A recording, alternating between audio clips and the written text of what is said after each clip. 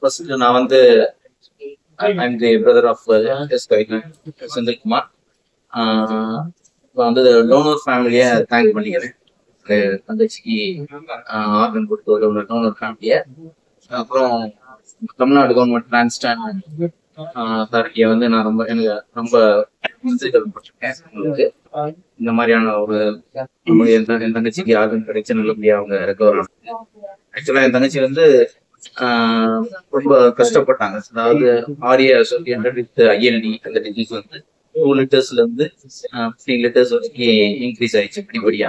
அவங்களால எந்த வேலையும் அவங்களால செய்ய முடியல. அப்புறம் அவேர்னஸ் இல்லை, இந்த மாதிரி லங் டிரான்ஸ்பிளான்ட் பண்ணலாம்னு சொல்லி ஒரு லங் டிரான்ஸ்பிளான்ட் பண்ணலாம் அப்படின்றத வந்து விசாரிச்சு பார்த்தப்போ இங்கே நம்ம ஹாஸ்பிட்டல்ல வந்து நல்ல டீம் இருக்கிறதா சொன்னாங்க. அப்புறம் இங்க வந்தோம், பார்த்து எவாலுவேஷன் எல்லாம் பண்ணி நல்லபடியா வந்து பண்ணாங்க.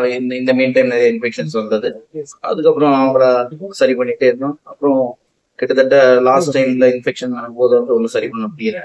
கிட்டத்தட்ட 1 or 2 டேஸ்ல வந்து எக்மோ போற மாதிரி இருந்தது. எக்மோ எல்லாம் போயிருந்தா ஹார்ட்டும் சேர்த்து ப்ராப்ளம்ஸ் கிரியேட் ஆகி இன்னும் ரொம்ப ப்ராப்ளம் இருக்கும்.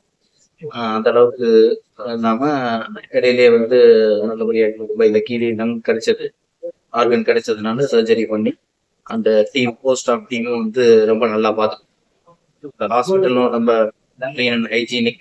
இந்த மாதிரி செட்டப்ஸ் இல்லைன்னா இந்த மாதிரி நம்ம சர்ஜரிஸ் பண்ணி ரெக்கவர் ஆகி வர்றது ரொம்ப கஷ்டம். இந்த செட்டப்ஸ் எல்லாம் டாக்டர் சாருக்கு சார். உங்க சிஸ்டர் பேர் என்ன? அவங்களுக்கு எப்படி இந்த பிரச்சனை ஆரம்ப காலத்துல எப்படி இந்த சிஸ்டர் பேர் கவிதா. ஆரம்ப காலத்துல வந்து அவங்க ரொமேட்டட் ஆர்த்ரைட்டிஸ் இருந்தது. ரொமேட்டட் ஆர்த்ரைட்டிஸ் வந்து எல்லாருக்குமே இந்த லங்ஸ் அஃபெக்ட் பண்ணாது. பர்டிகுலர் 10,000 1 lakhல இருக்கிற ஒரு ஆளுக்கு வந்து லங்ஸ் அஃபெக்ட் பண்ணும். ஆரம்ப காலத்துல லங்ஸ் அஃபெக்ட் பண்ணும்போது அது பெரிய லெவல்ல பாதிப்பா எனக்கு தெரியல. போக அந்த ஸ்கேரிங் கூட ஆரம்பிச்சதுனால அவங்களால வந்து ப்ரீத் பண்ண முடியல. ஃபர்ஸ்ட் வந்து கொஞ்சம் ஆக்சிஜன் மட்டும் எடுத்தாங்க அப்பப்போ. அப்புறம் ஃபுல் டைம் வந்து நைட் மட்டும் ஒரு 2 லிட்டர்ஸ் எடுத்தாங்க.